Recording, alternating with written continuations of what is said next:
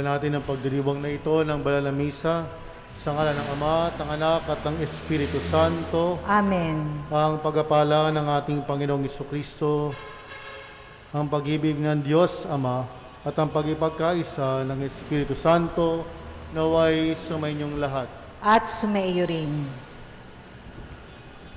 Una po tayo nagdiriwang at nagagalak sa presensya ng pilgrim image ng Poong Jesus Nazareno.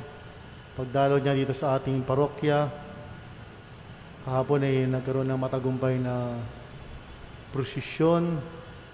At ngayon na may ating pinagdiriwang ang Our Lady of Sorrows. Kaya't kasama lagi ang ating mahal na Birheng Maria sa ating buhay, pagsunod sa ating Panginoon. Sa mga pagkakataon po tayo'y nagkulang sa Kanya, sa pagsunod, sa mga pagkakataon tayo'y nagkakasala sa ating kapwa, tayo po'y humingi ng awa at patawad. Inaamin ko Sa makapangyarihang Diyos at sa inyo mga kapatid, na lubha ako nagkasala sa isip, sa salita at sa gawa, at sa aking pagkukulang, kaya isinasamo ko sa mahal na Birheng Maria, sa lahat ng mga anghel at mga banal, at sa inyo mga kapatid, na ako'y ipanalangin sa Panginoong ating Diyos. Kawaan tayo na makapangyarihan Diyos, patawarin tayo sa ating mga kasalanan, at patnubayan tayo sa buhay na walang hanggan. Amen. Panginoon, kaawaan mo kami. Panginoon, kaawaan mo kami. Kristo, kaawaan mo kami. Kristo, kaawaan mo kami. Panginoon, kaawaan mo kami. Panginoon, kaawaan mo kami. Manalangin tayo. Ama naming makapangyarihan, niloob mo ang mahal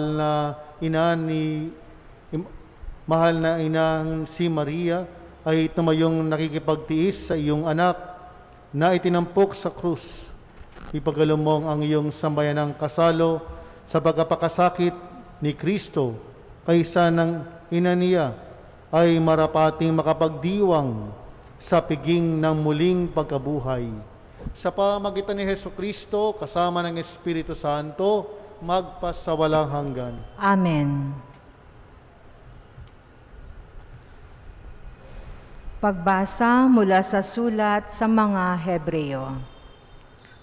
Noong si Jesus ay namumuhay rito sa lupa, siya'y dumalangin at lumuluhang sumamo sa Diyos na makapagliligtas sa kanya sa kamatayan.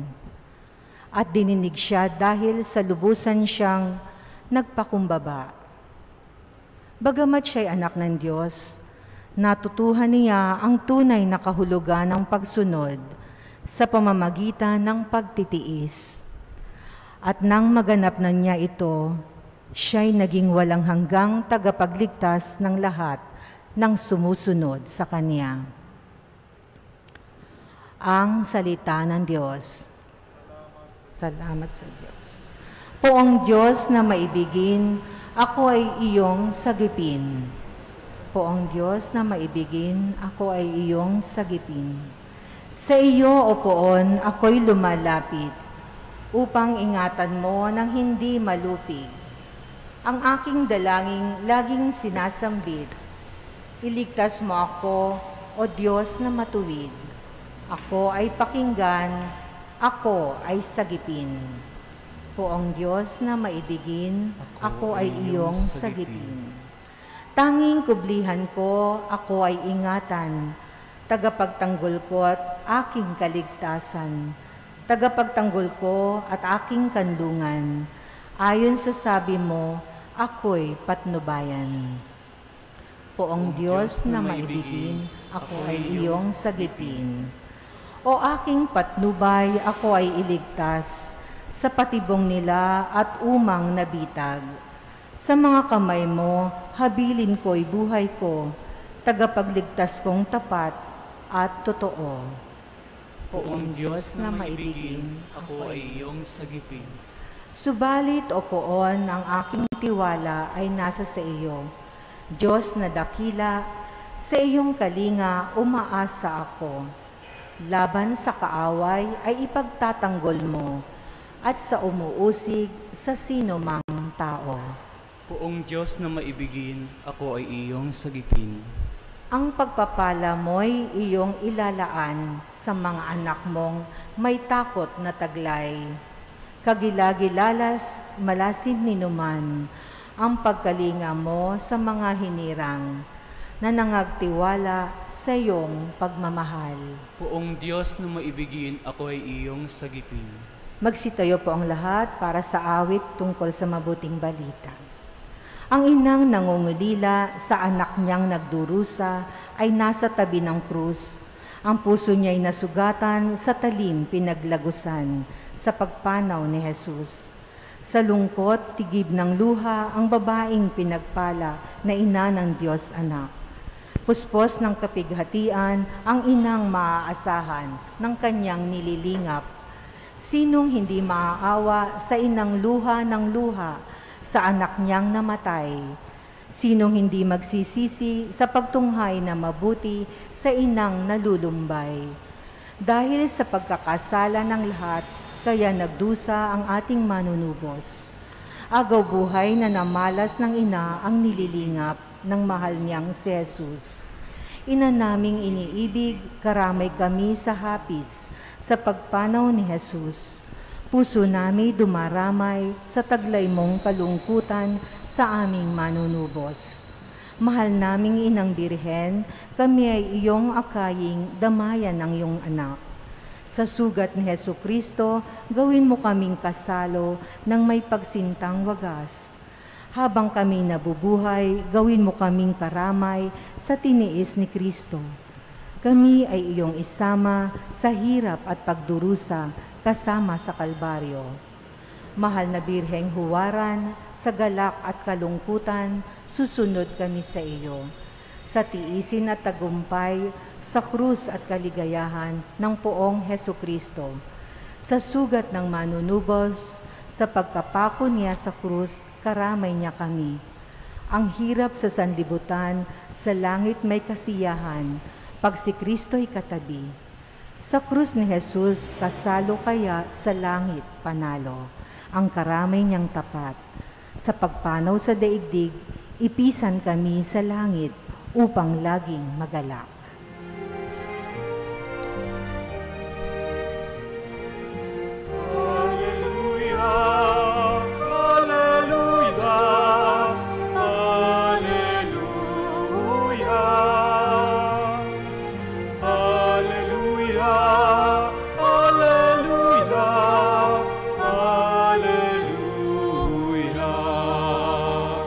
Magalak ka, Ina ng Diyos, sa tabi ng krus ni Jesus, ikaw ay martir na lubos. Hallelujah! Hallelujah! Hallelujah! Hallelujah!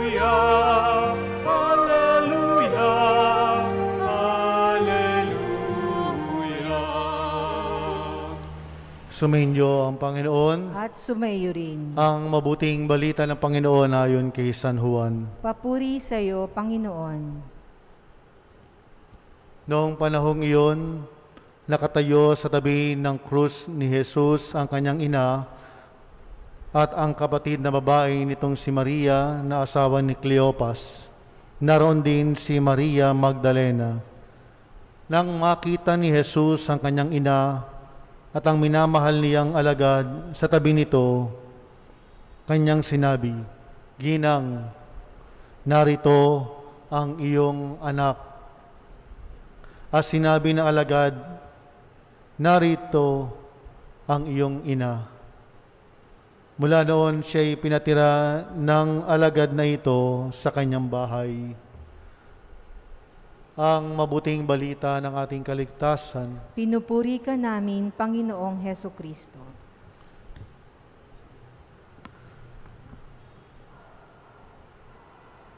Pinagdiriwang natin ngayon ang Our Lady of Sorrows. Ano nga ba yung mga sorrows ni Mama Mary? Una yung presentation of Jesus in the temple, na sinabihan siya na itong batang ito magdurusa, no, mag-aalay ng buhay, parang may tinik sa kanyang puso. Flight into Egypt, no? Sila yung maglalakbay na malayo sa kanilang lugar. Jesus being lost in Jerusalem, doon sa templo. Nawala siya bigla sa kanilang piling. Number 4, encounter with Jesus on the way to Calvary. Makita niya yung kanyang anak, naghihirap, pasan-pasan ng krus, duguan, pawis sa pawis. Number 5, crucifixion. Number 6, taking of the body of Jesus down from the cross at patay na. And number 7, the burial of Jesus. 7 sorrows of Our Lady. Kayo, ilan ang sorrows nyo? Maring bawat isa sa atin may sorrows sa buhay. Hindi lang 7. Maring mas marami pa. Kaya't itong imahen ng ating mahal na Birhen, Our Lady of Sorrows, this is a very powerful image na kung saan dito pinapakita yung kanyang pagmamahal, profound love for Jesus. And second, her complete fidelity to Jesus. And third, this image is a very powerful image of her strength. Kahit na sorrowful, malakas pa din. Not down. Not defeated. Kaya nakatayo siya sa kabila ng mga pagsubok. Kaya mga kapatid, anong ba nais na maging mensahe nito para sa atin? Lalo na nandito yung pilgrim image of Jesus the Nazarene, the Black Nazarene, Pong Jesus Nazareno. That the Mother of God is always with us. Tulad lang isang nanay sa kanyang anak. Naikwento sa akin minsan na isang nanay, nagkasakit yung kanyang anak, bata pa, teenager pa lamang. No? Malayo sila sa hospital, binyahe na ilang kilometro, napakalayo, hirap ng biyahe. Give up na yung mga doktor.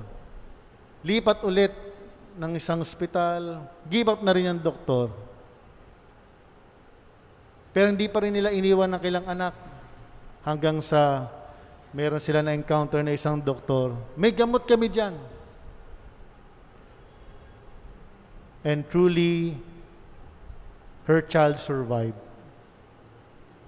At kolehiyo na ngayon. Isang malaking pasasalamat, sabi nga nila mag-asawa, sa ating Panginoon Diyos. Our Blessed Mother is always with us. Hindi tayo iiwan. Even if you're down and depressed sa buhay, she will always give us hope and strength. Diba ganyan naman ng mga nanay? Kailangan mapagkitaan ng lakas ng kanyang mga anak. Nagbibigay ng aliw, comfort. At just like our Blessed Mother, hindi niya iniwan si Jesus sa krus. Kahit na mabigat sa kanyang kalooban, she will not leave us alone. For we too are her children. Kaya po itong celebration of Our Lady of Sorrows, this should give us hope, pag-asa sa Diyos, and encouragement that with the assurance of Mary's motherly love, not only to Jesus but also to all of us. And this is also a sign and assurance of God's abounding mercy just like the presence here of Poong Jesus Nazareno. Na kung saan maraming mga Pilipino can identify with the Black Nazarene. Kasi we are always assured of His mercy, of salvation. What is important, manalig tayo to our Lord, maging tapat tayo, and to follow the example of our Blessed Mother sa kanyang kabutihan at sa kanya ring pagiging mabuting ina, sa kanyang pagsunod din sa kanyang anak na si Jesus.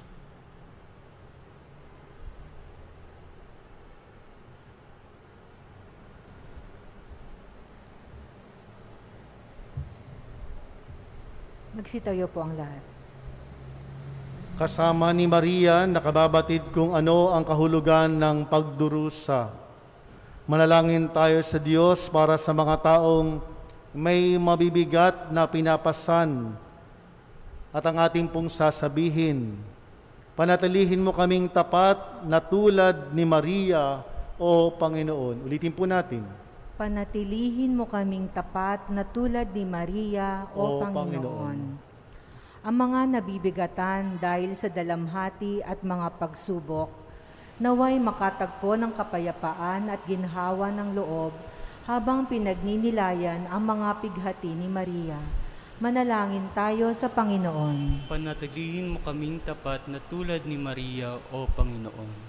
Atin nawang tanggapin ang mga pighati at pagdurusa sa buhay at makita ang presensya ng Diyos sa mga iyon.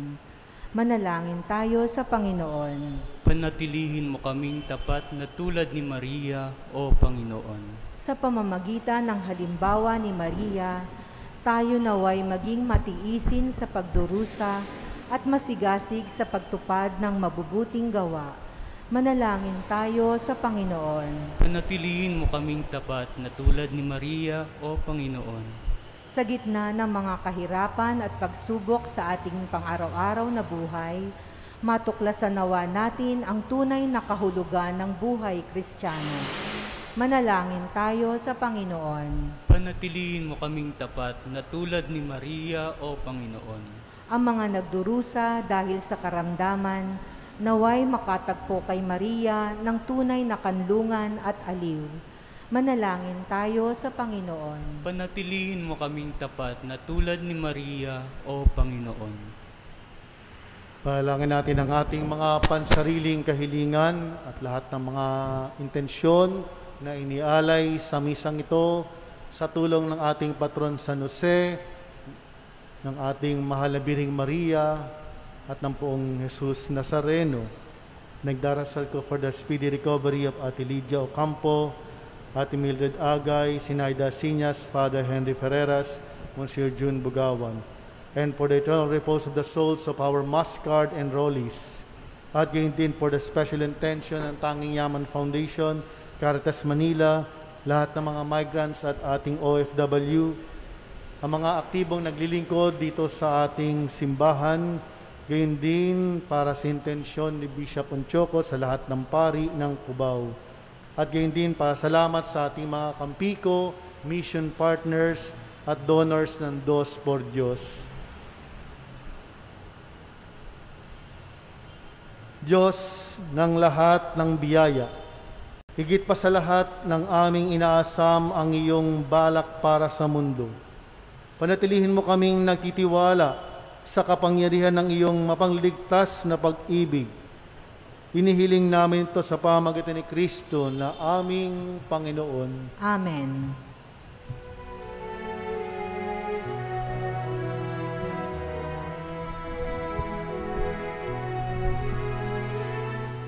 Aming hatid, alay na ito, ang tinapay na nagmula sa pagpapala mo, at ang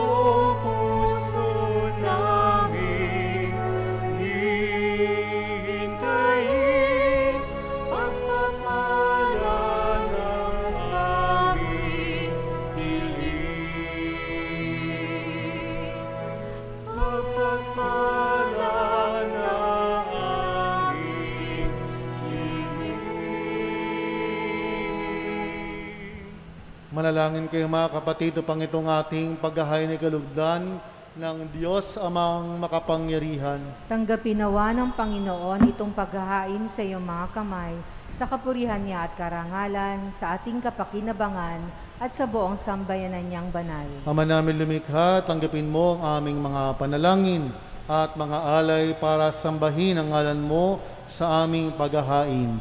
Ngayong aming ginugunita ang Birheng Mahal na nilob mong maging ina naming maasahan. Sa kanyang pagtayo sa paanan ng krus ni Jesus, inilug namin ito sa pamamagitan ni Jesucristo kasama ng Espiritu Santo magpasawalang hanggan. Amen. Sumainyo ang Panginoon. At sumayo rin. Itaas sa Diyos ang inyong puso't diwa. Itinaas na namin sa Panginoon. Pasalamatan natin ang Panginoong ating Diyos. Marapat na siya ay pasalamatan. Ama naming makapangyarihan, tunay nga marapat na ikaw ay aming pasalamatan. Ngayong si Mariang nagdadalamhati ay ginugunita. Bukod mong pinagpala sa babaeng lahat, ang mahal na birhing totoong mapalad, na iyong piniling maging ina ng iyong anak, noong isugo mo siya bilang aming Mesiyas. Sa kapangyarihan ng Espiritong Banal, ang Birheng Maria ay naging inang tunay ng iyong anak na kanyang isinilang bilang liwanag nitong sanlibutan. Kaya kaisa ng mga anghel na nagsisiawit na papuri sa iyo nang walang humpay sa kalangitan, kami nagbubunyi sa iyong kadakilaan. Santo, Santo, Santo, Panginoong Diyos ng mga hukbo, napupuno ang langit at lupa ng kaluwalhatian mo, o sana sa kaitaasan. Pinagpala ang naparirito sa ngalan ng Panginoon, o sana sa kaitaasan. Ama naming banal, ikaw ang bukal ng tanang kabanalan, kaya't sa pamamagitan ng iyong Espiritu, gawing banal ang mga kaloob na ito, upang para sa aming maging katawan na dugo ng aming Panginoong Jesucristo. Bago niya pinagtiisang kusang loob na maging handog, hinawakan niya ang tinapay, pinasalabatan kaniya. Pinaghati-hati niya iyon, iniabot sa kanyang mga alagad at sinabi, tanggapin ninyong lahat ito at kanin, ito ang aking katawan na iyahandog para sa inyo.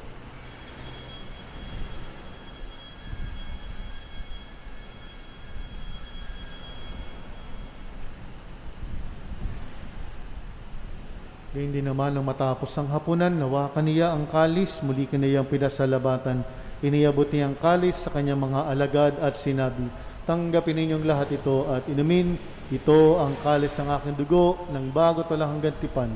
Ang aking dugo na ibubuhos para sa inyo at para sa lahat sa pagpapatawad ng mga kasalanan. Gawin ninyo ito sa pag-alala sa akin.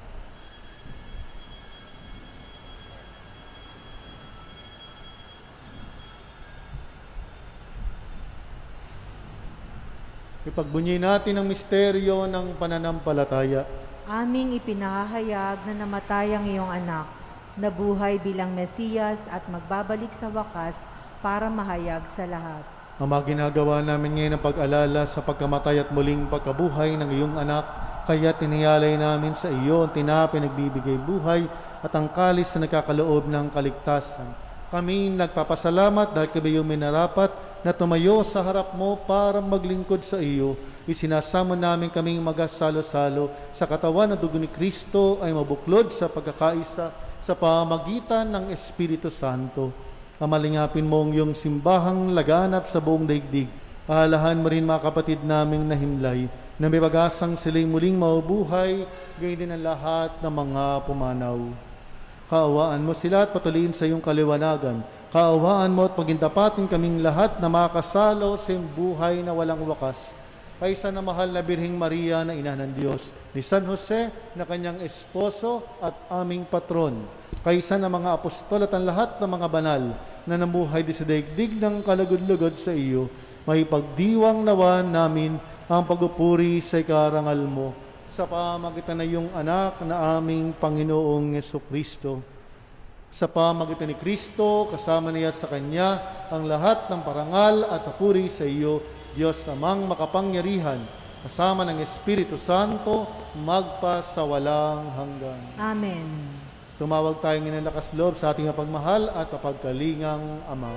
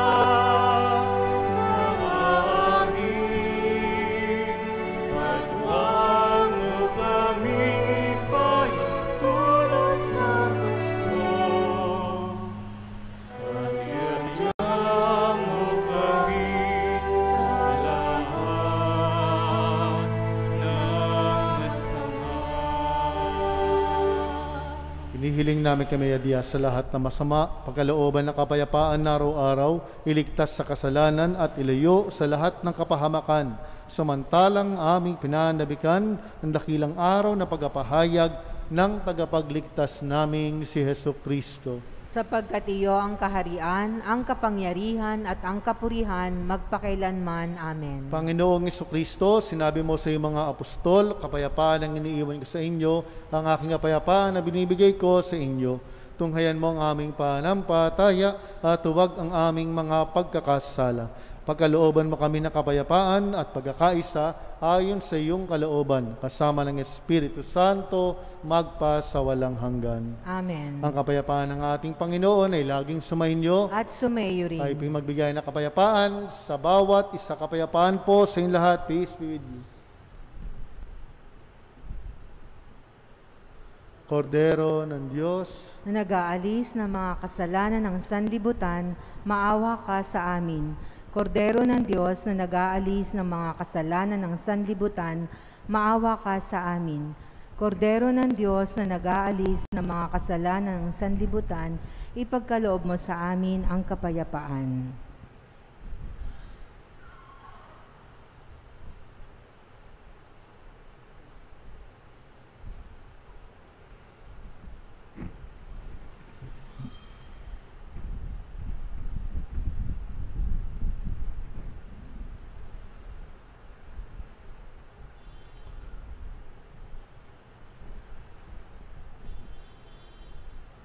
narito si Kristo ang Kordero ng Diyos, siya nag-aalis makasalanan sa libutan, mapalad ang mga inaaniyahan sa kanyang piging.